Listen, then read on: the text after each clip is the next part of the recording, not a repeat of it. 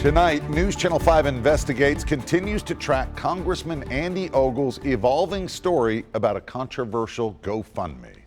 Thanks for joining us, everyone, here on News Channel 5 Plus and your favorite streaming device tonight, as of course, March Madness is airing on our main channel. I'm Rory Johnston. And I'm Vicki Yates. The Murray County Republican fired back after our investigation raised questions about what he did with the money that was supposed to go to a children's burial garden, but his statement raises new questions. Phil Williams has the latest. As we first reported, we had hoped that Andy Ogles would be able to tell us what he did with the money, that it wouldn't be a story. Instead, he waited until after the story broke. Then he went on the attack with this statement, in some cases coming up with brand new explanations. Congressman, this doesn't have to be a story if you can just offer some evidence it went for a good cause.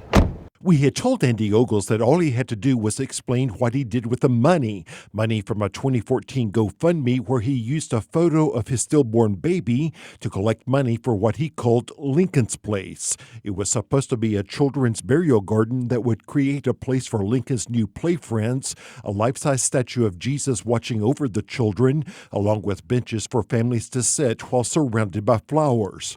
The GoFundMe raked in almost $25,000. In fact, as we discovered, there is no children's burial garden, and the congressman had refused to tell us what he did with the money. Was the money used the way you said it was? Congressman, are you not concerned about how this looks? Ogles later put out this statement portraying himself as a victim. Quote, "I knew politics could be ruthless, but I never expected it to sink to such disgusting lows as to have a reporter calling around to my close friends asking about the death and burial site of our beloved son, Lincoln." For starters, that's just not true. All the donors I spoke with called me. I didn't call them. The congressman is just making this up.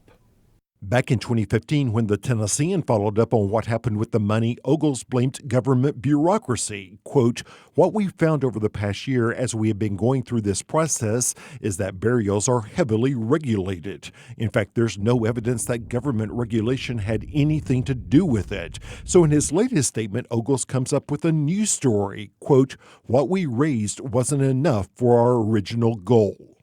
Which made us wonder what was the original goal. According to a Facebook post we found, Ogles told donors he wanted to raise enough money to purchase 20 burial sites to donate to families who lose their children.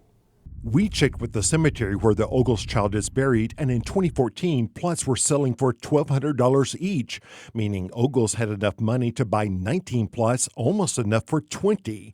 And the cemetery manager says we could have started out with what was reasonable and worked up from there.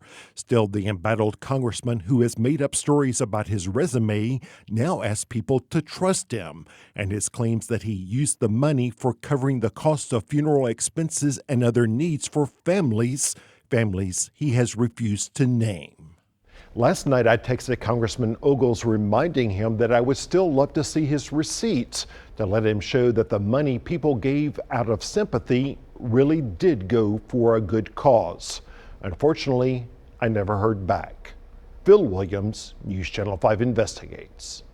Thank you, Phil. And again, Phil began this investigation after hearing from donors first. One claimed that he asked Ogles what he had done with the money, but could not get a straight answer.